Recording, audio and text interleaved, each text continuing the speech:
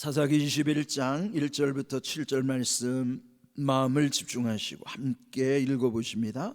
이스라엘 사람들이 미스바에서 맹세하여 이르기를 우리 중에 누구든지 딸을 베냐민 사람에게 아내로 주지 아니하리라 하였더라.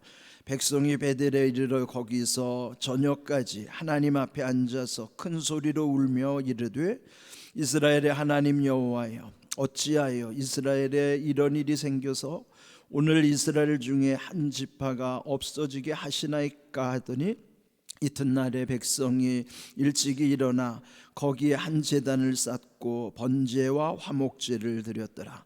이스라엘 자손이 이르되 이스라엘 온 지파 중에 총회와 함께하여 여호와 앞에 올라오지 아니한 자가 누구냐 하니 이는 그들이 크게 맹세하기를 미스바에 와서 여호와 앞에 이르지 아니하는 자는 반드시 죽일 것이라 하였습니다. 이스라엘 자손이 그들의 형제 베냐민을 위하여 뉘우쳐 이르되 오늘 이스라엘 중에 한 지파가 끊어졌도다. 그 남은 자들에게 우리가 어떻게 하면 아내를 얻게 하리요? 우리가 전에 여호와로 맹세하여 우리의 딸을 그들의 아내로 주지 아니하리라 하였도다. 아멘. 사사기 21장 마침내 사사기의 마지막 부분에 이르렀습니다. 우리 성경을 읽을 때는 우리 성경 안에 내용이 언제나 좋은 내용만 있는 것은 아닙니다. 우리 인간 속에 일어난 안 좋은 또 비극적인 사건도 있는 그대로 또 다윗같이 그렇게 위대한 왕도 그가 하나님 앞에서 범죄했던 간음죄와 살인죄도 낱낱이 다 기록하고 있는 것입니다. 그러나 일반 역사는 그런 것들을 다 미화하죠. 안 좋은 것들은 빼버리고 좋은 것들은 더 미화하지만은 성경은 절대 그렇지 않아요. 좋은 것은 좋은 대로, 안 좋은 것은 안 좋은 대로 다 기록하고 있죠. 그래서 우리는 하나님을 두려워하는 것입니다. 우리가 하나님 앞에서 언행이라고 하는 것이 나중에는 하나님 앞에도 다 기록되는 거예요. 요즘도 우리가 무심코 하는 말들이 다 그런 것이 없어지는 것이 아니라 요즘은 통화를 해도 자동 녹음 기능이 있어서 통화 내용도 다 그게 다 녹음이 되더라고요. 그러니 하나님 앞에 우리의 언행들이 낱낱이 다 기록된다는 사실을 안다면은 우리가 사는 동안에 언행을 함부로 하지 않겠죠. 오늘 주신 말씀에도 보면은 결국은 이스라엘 민족의 비극적 사건으로 결론이 내려지고 있습니다. 우리 앞에서 보았던 대로 19장과 20장에서는 그 처음에 한 레위인의 첩사건 그리고 그 첩이 살해당하는 것을 이 레위인이 복수하고자 그래서 결국은 12지파 전체의 큰 문제로 확산되게 된 거예요.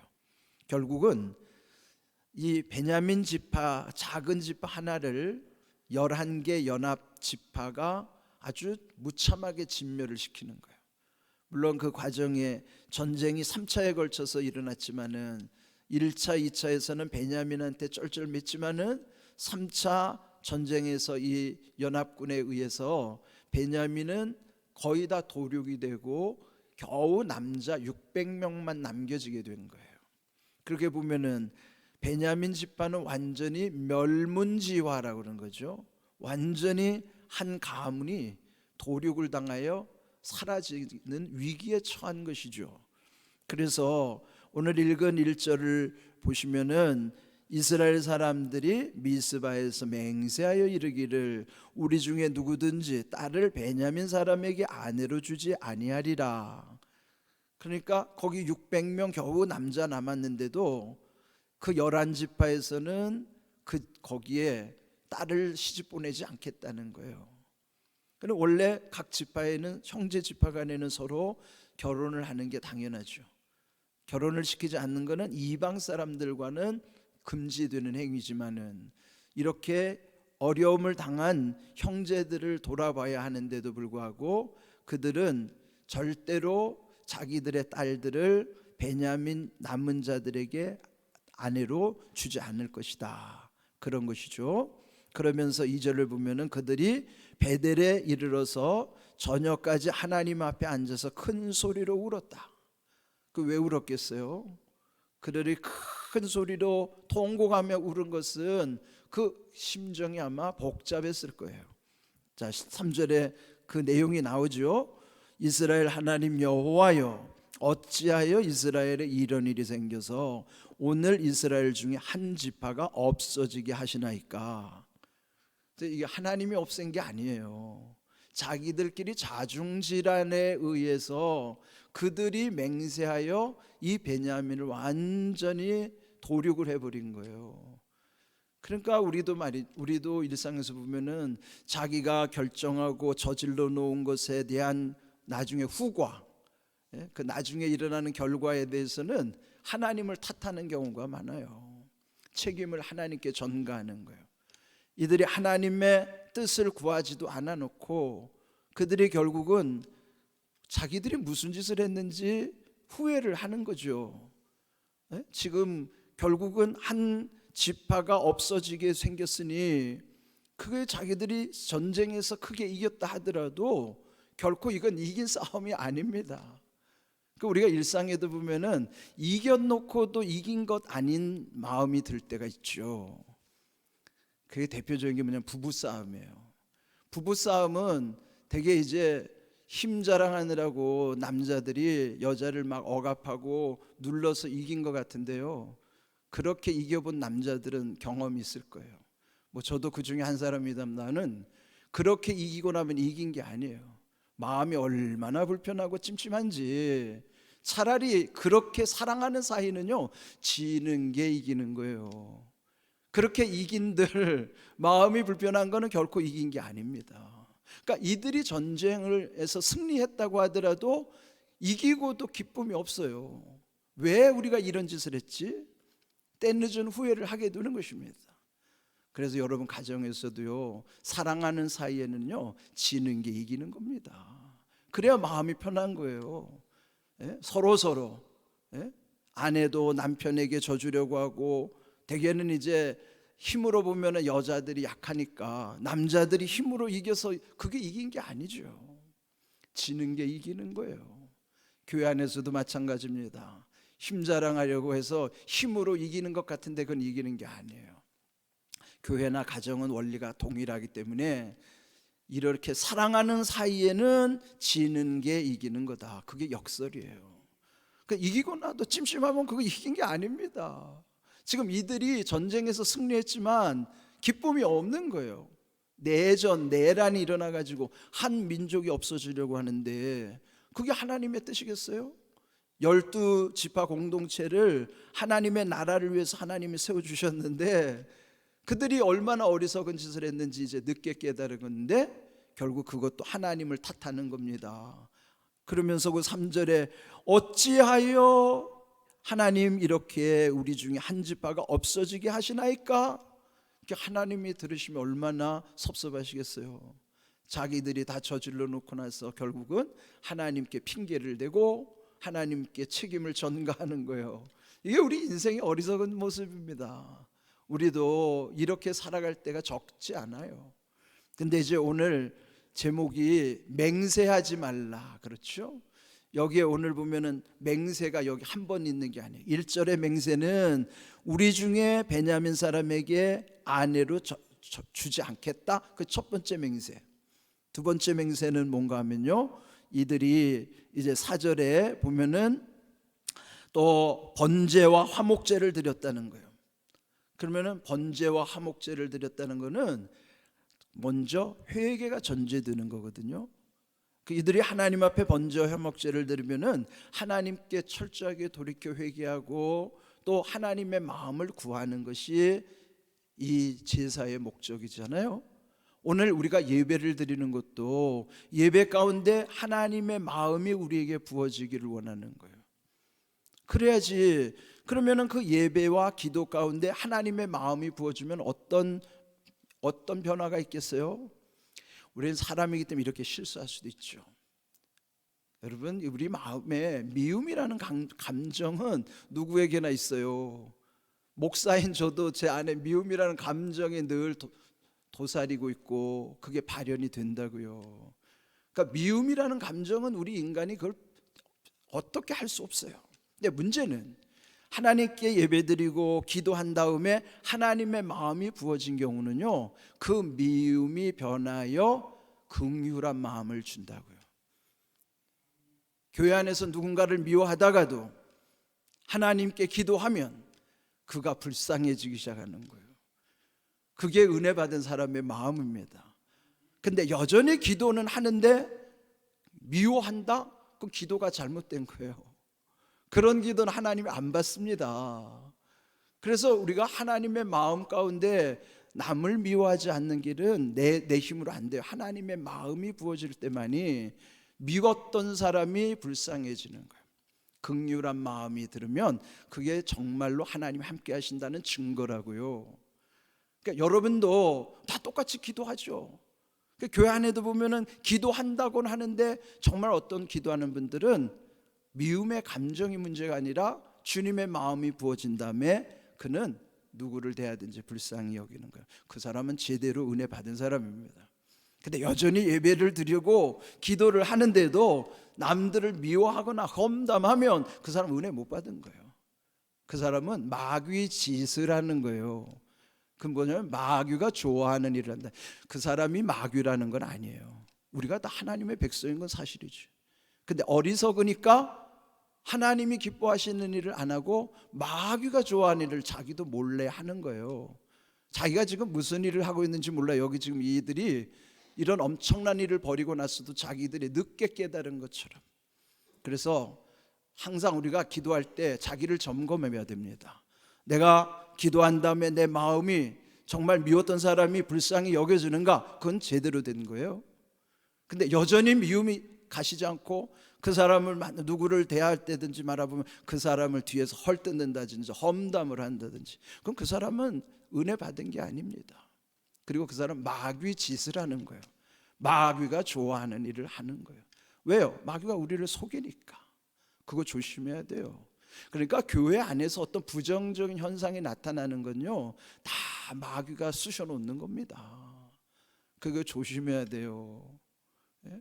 그러니까 여러분이 스스로 점검하셔야 돼요.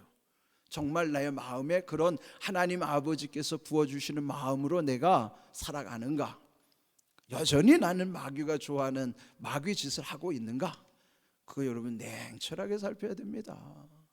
그런데 여기 또 하나, 이렇게 그들이 번제 화목제 그렇게 했는데도 불구하고 또 5절을 보면요, 그들이 온 지파 중에 총회와 함께, 이들이 미스바 총회에서 함께 했는데 여호와 앞에 올라오지 않은 자가 누구냐? 크게 맹세하기를, 그들이 또 한 번 맹세하는 거예요. 미스바에 와서 여호와 앞에 이르지 아니하는 자는 반드시 죽일 것이라. 이게 앞서 지금 전쟁에서 이렇게 수만 명을 죽이고 나서도 여전히 또 자기들이 맹세하기를, 자기들의 총에 오지 않은 사람들을 또 다 죽일 거라고 또 맹세를 하는 거예요. 그러면 앞에서 번제 화목제 드린 그 자기들의 마음의 변화가 실제적으로 나타난 게 아니죠. 그들을 위선을 떠는 거예요. 하나님께 깊이 그렇게 제사 드렸으면은 그들은 자기들이 변화가 되는 거죠. 그러므로 우리가 삶이 변화되지 않는 예배 행위나 기도는 단순한 종교 행위에 불과한 거예요. 진정한 예배와 기도는 내 삶의 변화가 수반돼야 그게 진짜 예배자의 모습이란 말이에요. 그걸 남에게 적용하는 게 아니라 철저하게 자기 스스로 적용해야 돼요. 남들을 자꾸 평가하지 마세요. 비교도 하지 마세요. 오직 주님 안에서 자기만 바라보세요. 이게 얼마나 귀한 일인지 몰라요. 그래서 결국은 이들이 또 크게 맹세해서 반드시 죽일 것을 결의하는 겁니다. 그러면서 또 6절에 그런데 베냐민을 위하여는 뉘우쳐 이르되 이스라엘 중에 한 지파가 끊어줬도다. 그 남은 자들에게 우리가 어떻게 하면은 아내를 얻어줄까 생각하는 거예요. 그것도 모순이죠. 자기들 딸들은 안 주겠다고 하면서 그래도 그 마지막 600명 남은 남자들에게 어떻게 하든지 여자를 붙여서 그 600명 그 베냐민 지파를 다시 살려내려고 하는 거예요. 아니 그러면 자기네들의 딸을 줘야지. 자기들은 안 하면서, 그래서 어떻게 되면 나중에 납치하는 사건이 벌어져요. 다른 지파에 다른 여인들을 납치해다가 주는 이런 어리석은 일.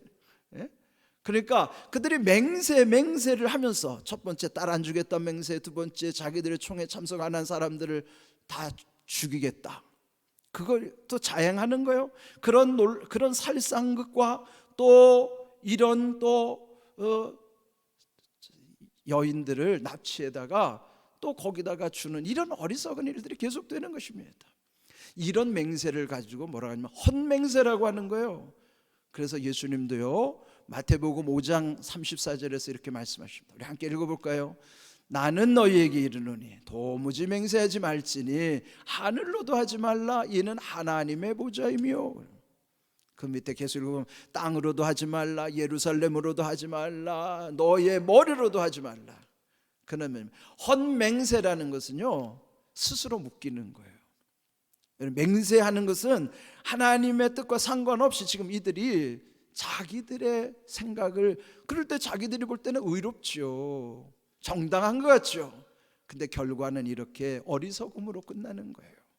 그러니까 우리를 돌아볼 때 우리도 어리석은 존재라는 걸 인정해야 돼. 그래서 여기 예수님이 도무지 맹세하지 말라, 즉 결코 맹세하지 말라 말이에요. 우리가요 이런 맹세 함부로 하면 안 돼요. 맹세라는 것은 스스로 올무에 묶이는 것과 같은 거예요. 우리는 언제나 주님의 뜻을 묻고 주님의 마음을 구하여야, 그렇게 주님의 마음이 내 마음에 부어지면요 답이 아주 분명해져요. 혼란스럽지 않아요. 아버지가 원하시는 것이 뭔가를 아버지의 마음이 부어지면요 다 보인다고요. 그러면은 이렇게 헛맹세로 인한 또 다른 어리석음과 그 고통에 빠지지 않는다고 말이죠. 그러니까 이렇게 우리 이겨도 이긴 것도 아닌 것처럼 저도 진 것도 아닌 거예요. 모든 것은 하나님이 아시기 때문에, 하나님이 아신다고 생각하면 우리 마음이 얼마나 평안한지 몰라요. 여러분들 하나님의 마음을 구하시기 바랍니다. 하나님의 마음이 부어지면요 얼마나 마음도 평안해지고 담대해지는지. 왜 그럴까요? 미워하지 않고 불쌍히 여기기 때문에요. 미움이라는 감정도 우리를 묶는 거예요. 그러면 여러분 마음에 미움이 생겼다는 건 내 마음도 지금 마귀의 농간에 묶여 있다는 거예요. 그게 끌어지면은 내 마음이 비로소 평안해지고 그가 미워지는 것이 아니라 불쌍히 여기시는 거예요. 그래서 주변에서 무슨 얘기를 해도 담대할 수 있는 거예요. 그런 믿음으로 사시기를 바랍니다. 믿음은 복잡한 게 아닙니다. 단순해요. 우리가 복잡해서 문제지. 오늘 주신 말씀 함부로 맹세하지 말고, 오늘 주신 주님의 말씀 하나님의 뜻 가운데서 모든 일들이 온전히 이루어질 수 있기를 주님의 이름으로 축복합니다. 아멘.